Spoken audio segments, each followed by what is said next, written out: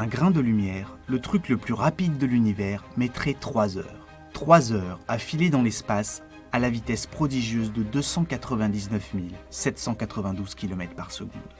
Pour tenter de se représenter cette vitesse proprement astronomique, dites-vous que le temps que vous clignez des yeux, une fois et un grain de lumière pourrait effectuer un tour de la Terre. Arrêtons-nous 1 seconde 3 sur cette idée. Et voilà qu'elle s'est rendue, de la Terre à la Lune. Mais revenons à notre immensité, dont Neptune n'est qu'un point de départ. Pour penser plus grand, il nous faut aller plus loin, à la rencontre de la sonde Voyager 1, qui est actuellement l'objet fabriqué des mains de l'homme le plus éloigné de notre monde. Lancée en 1977, cette sonde fuse depuis dans l'espace, à quelques 62 000 km par heure. Et après 42 ans de trajet a progressé 160 fois plus vite qu'une Formule 1. Elle ne se trouve qu'ici, à une distance au Soleil de l'ordre de 6 fois celle de Neptune. En 2012, Voyager 1 a dépassé la limite de l'héliosphère, la bulle d'influence des vents solaires, et file depuis dans le milieu interstellaire.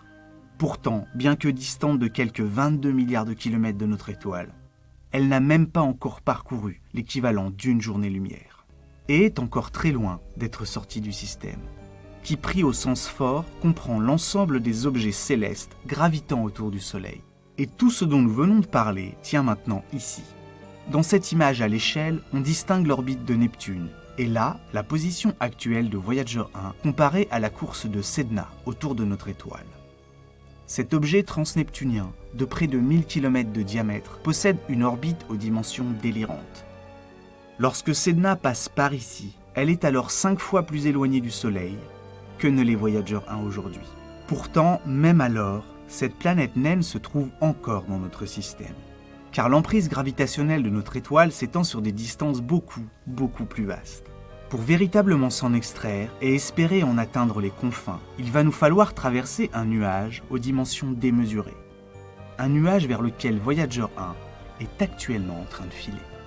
Et tout ce dont nous venons de parler apparaît ridicule et tient maintenant en entier dans cette petite bulle.